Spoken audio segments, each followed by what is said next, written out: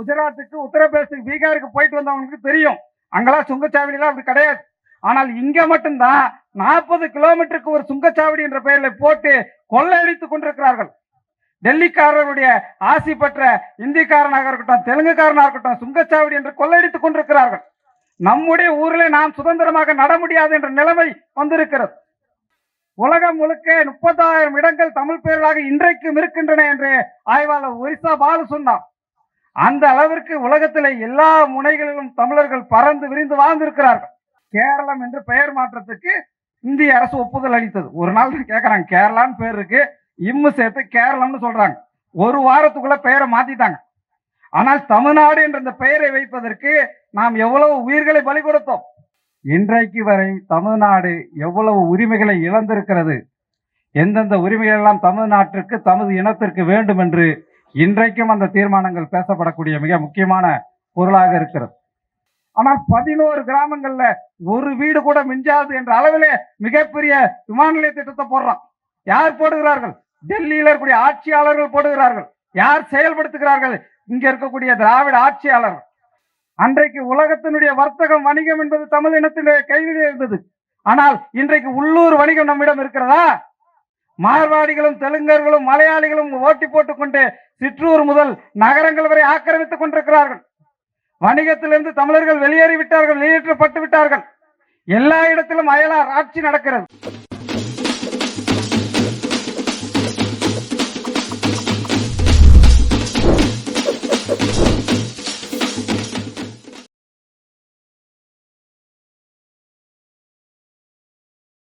அன்புமிக்க நண்பர்களே, தோழர்களே,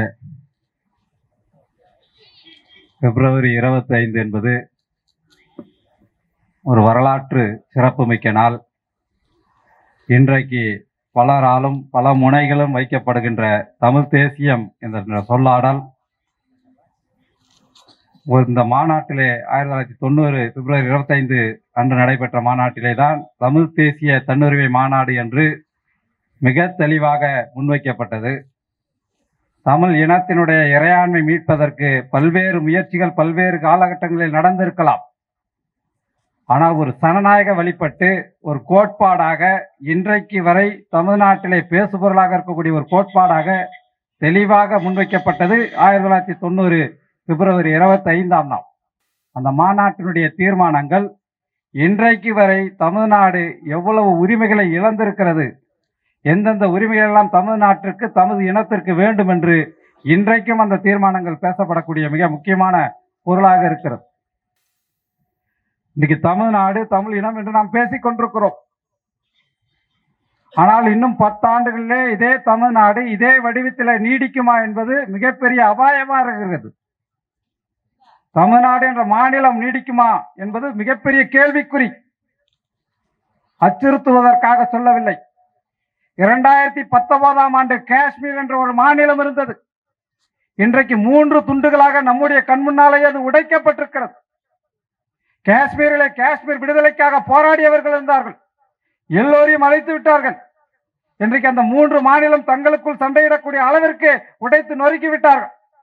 நம்முடைய கண் முன்னால் நடந்தது. அது போன்ற ஒரு ஆபத்து தமிழ்நாட்டிற்கு எந்த நொடி வேண்டுமானாலும் வரலாம். இப்போதே வட தமிழ்நாடு என்கிறார்கள், கொங்கு நாடு என்கிறார்கள், தென் தமிழ்நாடு என்று உடைத்து நொறுக்கி விடுவார்கள். எல்லா செயல் திட்டங்களையும் இந்திய அரசு திட்டமிட்டுக் கொண்டிருக்கிறது.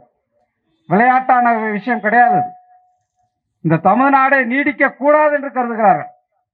ஒரே தமிழ்நாடு, தமிழர்கள் தமது இனத்தினுடைய தாயகம் என்று இருப்பதனால்தான் இந்த 8 கோடி பேரும் ஒரே அளவில் நின்று கொண்டு எங்களுக்கு ஜல்லிக்கட்டு உரிமை வேண்டும் என்று முழங்கினார்கள்.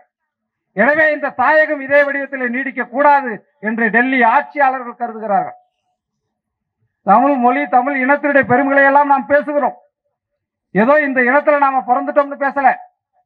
எல்லோரும் உலகத்திலே அவரவர் தாய்மொழியிலே பேசுகிறார்கள். ஆனால் உலக மொழிகளுக்கெல்லாம் தாய்மொழியாக இருக்கக்கூடிய தமிழ் மொழியிலே நாம் பேசிக் கொண்டிருக்கிறோம். சாதாரண விஷயமா அது? இப்படி இந்த பக்கத்துல போனோம்னா தஞ்சாவூர், நேர போனோம்னா திருவெரும்பூர், ஊர் என்று நம்முடைய இந்த ஊர்கள் முடிகிறது. ஏதோ தமிழ்நாட்டில் மட்டும் கிடையாது. இந்த பக்கம் திருப்பூர் இருக்கும், கோயம்புத்தூர் இருக்கும்.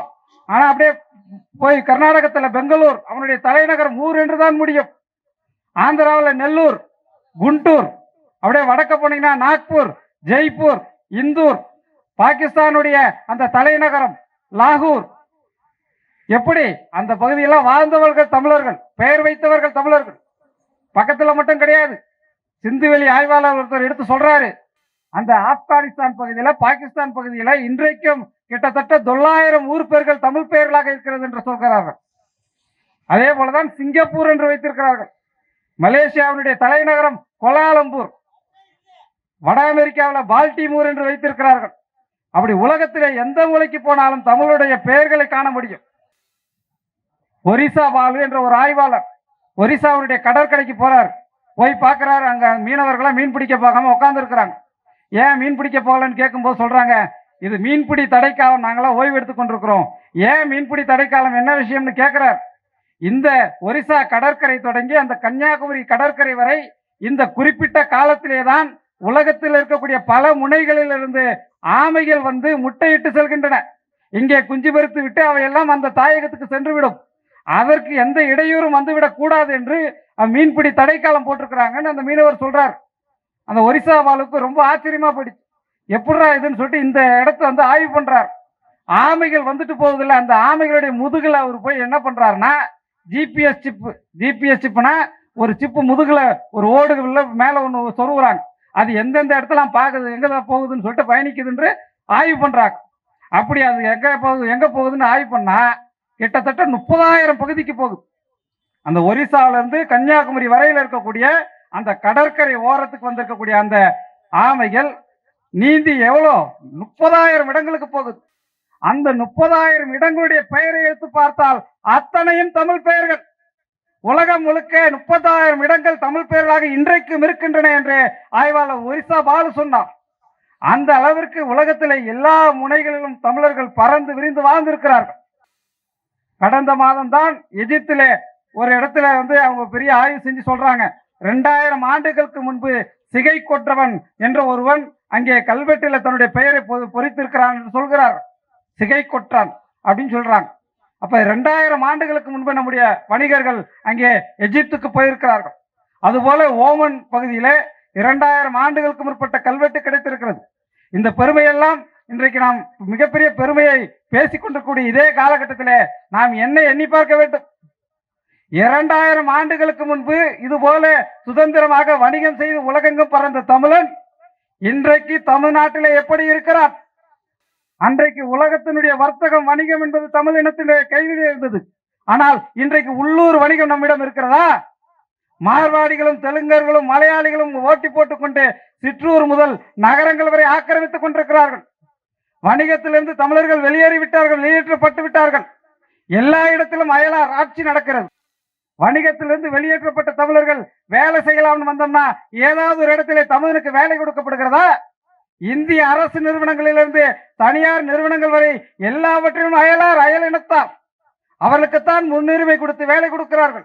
தமிழர்களுக்கு சொந்த மண்ணிலேயே வேலை கிடைக்காது. வேலையற்றவர்களாக தமிழ்நாட்டுக்குள்ளே அகதிகளை போல வாழ்ந்து கொண்டிருக்கிறோம். 2000 ஆண்டுகளுக்கு முன்னால் அவ்வளவு பெருமிதம் கொண்ட இனம். அன்றைக்கு எல்லா உரிமைகளும் நம்மிடம் இருந்தது. உலகத்திற்கு கல்வி என்றால் என்ன என்று சொல்லிக் கொடுத்த இனம் தமிழினம். அன்றைக்கு 2000 ஆண்டுகளுக்கு முன்பு சங்க இலக்கியத்தை யார் இயற்றினார்கள் என்று பட்டியல் போட்டு பார்த்தாங்கன்னா 400-500 பேர் புலவர்களுடைய பெயரை போடுறான். 400 பேர்ல கிட்டத்தட்ட 50 பேர் பெண்கள், பெண் புலவர்கள் அவ்வளவு எழுதியிருக்கிறாங்க, பாடியிருக்கிறார்கள் சங்க இலக்கியங்களிலே. அந்த அளவிற்கு கல்வியிலே சிறந்த இனமாக விளங்கிய இனம் தமிழினம். ஆனால் அந்த தமிழ் இனம் தமிழ்நாடு இன்றைக்கு கல்வியிலே எப்படி இருக்கிறது? இந்தியாவிலே எல்லோரும் சேர்ந்து தமிழ்நாட்டுடைய கல்வி கட்டமைப்பை சூறையாடி கொண்டிருக்கிறார்கள். நீட் என்ற பெயரில் என்ன செய்து கொண்டிருக்கிறான்? தமிழ்நாட்டில் நாம ஒரு மெடிக்கல் காலேஜ் மருத்துவக் கல்லூரி கட்டி வச்சிருக்கோம்னா நீட் என்ற பெயரில் அதை கொள்ளையடித்து கொண்டு போயிருக்கிறான். நம்முடைய அனிதா ஏன் நம்முடைய மருத்துவக் கல்லூரிகளை படிக்க முடியவில்லை? அனிதாவுக்கு செல்ல வேண்டிய இடம் வடநாட்டில் இருக்கக்கூடிய உத்தரப்பிரதேசக்காரனுக்கு, பீகார்காரனுக்கு போயிடுச்சு. எனவே அனிதாவால் படிக்க முடியவில்லை.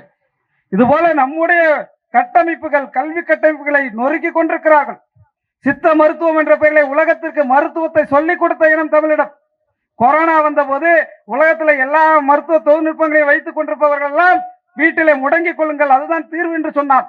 ஆனால் நம்முடைய சித்த மருத்துவத்திலே தான் இதோ பார் வாதசுர குடிநீர், இதோ பார் கபசுர குடிநீர், இதை குடித்துவிட்டு நீ வெளியே செல்லலாம் என்று தெம்போடு அனுப்பி வைத்தார்கள் நம்முடைய சித்தர்கள்.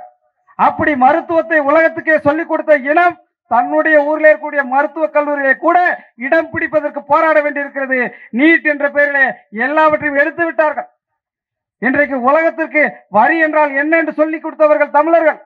சோழர்கள் எந்த அளவிற்கு வரி போட்டார்கள், எப்படியெல்லாம் வரி வசூலித்தார்கள் என்றெல்லாம் இங்கே கல்வெட்டிருக்கிறது தஞ்சாவூர் கோவிலில். ஆனால் தமிழ்நாட்டுக்குள்ளே வரி வசூல் உரிமையை தமிழ்நாடு அரசு செய்ய முடியுமா? ஜிஎஸ்டி என்ற பெயரிலே எல்லாவற்றுக்கும் வரி கொட்டி கொண்டிருக்கிறோம்.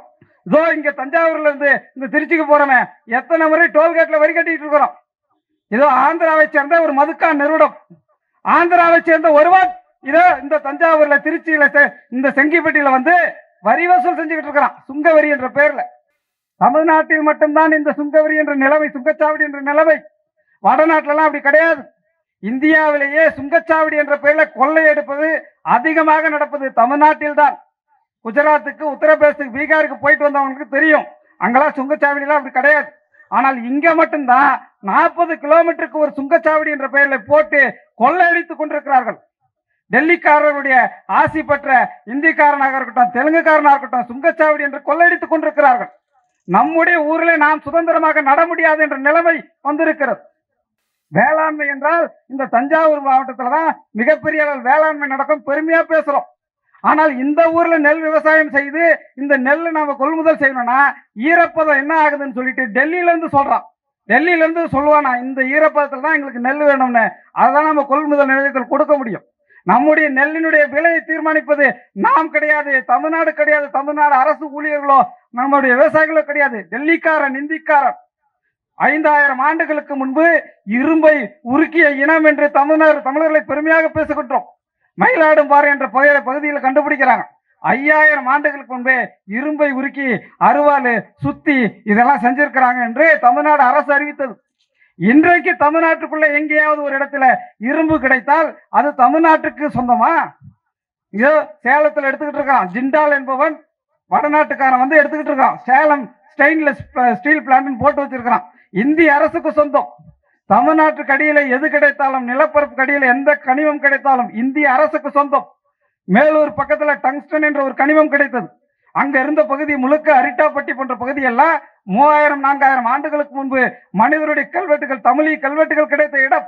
அதெல்லாம் அடிச்சு தூக்கு, அங்க இருக்கக்கூடிய டங்ஸ்டன் எங்களுக்கு வேணும்னு டெல்லியில இருந்த அதிகாரிகள் சொல்றாங்க. நேரடியாக ஆணையிடுகிறார்கள், எனக்கு இந்த டங்ஸ்டன் வேணும், அதனால அந்த பகுதியை அழிச்சாலும் அழிச்சிருங்கன்றான்.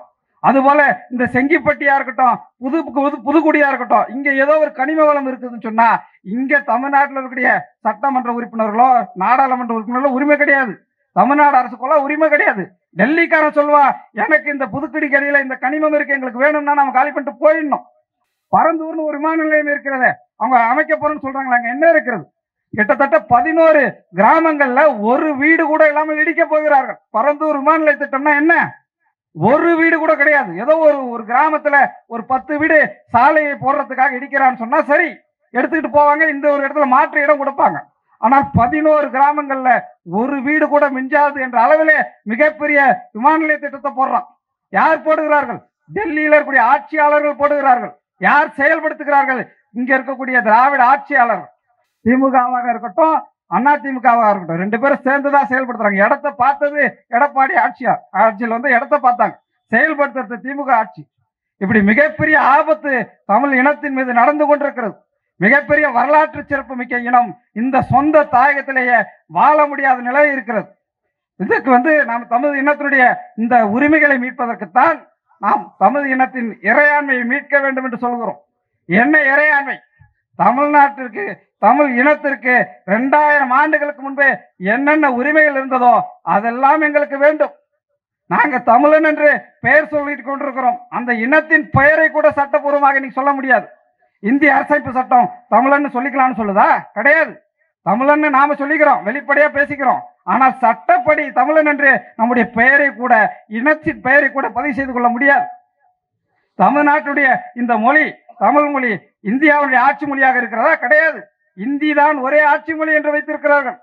50,000 ஆண்டுகள் பெருமை கொண்ட இந்த தமிழ் மொழியை ஒரு ஆட்சி மொழியாக கூட ஏற்றுக்கொள்ள மறுக்கிறான் இந்திக்காரன். அவனுக்கு கீழே தான் நம்ம இருக்கிறோம். அதுபோல எந்த ஒரு உரிமையும் தமிழ்நாட்டுக்கு, தமிழ் இனத்துக்கு கிடையாது. இன்னைக்கு பாருங்க, செய்தி போடுறான், கேரளம் என்று பெயர் மாற்றத்துக்கு இந்திய அரசு ஒப்புதல் அளித்தது. ஒரு நாள் தான் கேட்கறாங்க, கேரளான்னு பேர் இருக்கு, இம்மு சேர்த்து கேரளம்னு சொல்றாங்க. ஒரு வாரத்துக்குள்ள பெயரை மாத்திட்டாங்க. ஆனால் தமிழ்நாடு என்ற இந்த பெயரை வைப்பதற்கு நாம் எவ்வளவு உயிர்களை பலி கொடுத்தோம். தமிழ்நாடு மெட்ராஸ் பிரசிடென்சின்னு வச்சிருந்தாங்களே, பெயரை மாற்ற சொன்னோம், தமிழ்நாடு என்று பெயரை வையுங்கள் என்று 1938 இருந்து சொல்றாங்க. தமிழ்நாடு தமிழருக்கு என்று முழக்கம் எழுப்பி சொன்னாங்க. அதன் பிறகு 56 சொன்னாங்க. யார் மாத்தினா? மாற்றவே முடியலையே. 62 ஒரு தீர்மானம் போட்டாங்க, தோற்கடிக்கப்பட்டது. 58 ஒரு தீர்மானம் போட்டாங்க, தோற்கடிக்கப்பட்டது. 67 தான் சரி போனா போது வச்சுக்கோங்கன்னு விட்டுட்டான். நம்முடைய பெயரை கூட மாற்ற வேண்டும் என்று சொன்னால் இந்திக்காரனுடைய காலடியில கெஞ்சி கேட்டுதான் அது நடக்கும் என்று சொன்னால் நாம் தமிழ்நாட்டு தமிழர்கள் எவ்வளவு பெரிய அடிமைகளாக இந்திக்காரர்கள் நடத்தப்படுகிறோம் என்று புரிந்து கொள்ள வேண்டும். எதையுமே இங்கே தீர்மானிக்க முடியாத ஒரு நிலைமையிலே இந்திய அரசனுடைய, இந்திய ஏகாதிபத்தியத்தினுடைய காலனியாக நம்மை வைத்திருக்கிறார்கள். எப்படி 18ஆம் நூற்றாண்டுல 19ஆம் நூற்றாண்டுல வெள்ளக்காரன் வந்து நம்மை அடிமைப்படுத்திக் கொண்டிருந்தானோ அதை போல இந்திக்காரன் தமிழ்நாட்டை, தமிழ் இனத்தை, தமிழனுடைய எல்லா கனிம வளங்களின் சூறையை மிகப்பெரிய காலனியாக தமிழ்நாட்டை மாற்றிக் கொண்டிருக்கிறார்கள். இதற்கு எதிராக கிளர்ந்தெழுந்து போராட வேண்டிய ஒரு நேரத்திலே தான் நமக்கு கிடைத்த தமிழ் தேசிய ஆயுதத்தை எடுத்துக்கொண்டு போராடுகிறோம். அதனுடைய பிதாமகனாகத்தான் ஐயா மணியரசன் அவர்கள் இருக்கிறார். 1990 இந்த தமிழ் தேசியம் என்ற கோட்பாட்டை முன்வைத்து தமிழ் இனத்தினுடைய தாயக உரிமையை, இறையாண்மை மீட்க வேண்டும் என்று சொன்னால் இந்த இனம் இந்த பாதையிலே தான் போக வேண்டும் என்று 90 அறிவித்த தலைவர் ஐயா மணியரசன் சொன்னதோடு மட்டுமல்லாமல் அதற்கான அமைப்பாக தமிழ் தேசிய பேர் இயக்கத்தை உருவாக்கி தமிழ் இனத்திற்கான ஒரு இறையாண்மை மீட்புக்கான ஒரு பொது அமைப்பாக தமிழ் தேசிய பேர் இயக்கத்தை முன்னிறுத்தி எல்லாரையும் இணைத்து தமிழினத்தினுடைய உரிமை மீட்புக்கான கள போராட்டங்களை நடத்தி வருகிறார். அதனுடைய ஒரு பகுதியாகத்தான் இந்த தமிழ் தேசிய நாள் என்பது இங்கே மிகப்பெரிய அளவிலே தமிழ் தேசிய எழுச்சி பொதுக்கூட்டமாக நடந்து கொண்டிருக்கிறது. எல்லோரும் இணைந்து தமிழ் இன உரிமை மீட்புக்காக சாதி மத கட்சி அடையாளங்களை எல்லாம் தவிர்த்து விட்டு தமிழர் என்று ஒன்றுபட்டு நிற்பதற்கான ஒரு களமாக தமிழ் தேசிய பேரியக்கத்தை இணைத்து கொண்டு நிற்க வேண்டும் என்று சொல்லி இந்த வாய்ப்புக்கு நன்றி கூறி விடைபெறுகிறேன். நன்றி, வணக்கம். இவ்வாறான பல செய்திகளை, பல சிக்கல்களுக்கு விடை கிடைக்கக்கூடிய செய்திகளை தமிழர் நோட்டம் வலையொலியில் வெளிப்படுத்தி வருகிறோம். இது தற்சார்பாக செயல்படுவதற்கு நிதி தேவைப்படுகிறது. இந்த நிதியை நம்முடைய மக்களாகிய நீங்கள் தான், இளையோரும் பெரியோரும் நண்பர்களும் தோழர்களும் சான்றோரும் நீங்கள் உங்களால் இயன்ற அளவு என்ன இயலுமோ அந்த நிதியை வழங்குமாறு அன்போடும் உரிமையோடும் கேட்டுக்கொள்கிறேன். உங்களுக்கு நன்றி உணர்வோடும் பொறுப்புணர்வோடும் தமிழர்கள் நோட்டம் செயல்படும் என்பதை உறுதி தெரிவித்துக் கொள்கிறேன். நன்றி, வணக்கம்.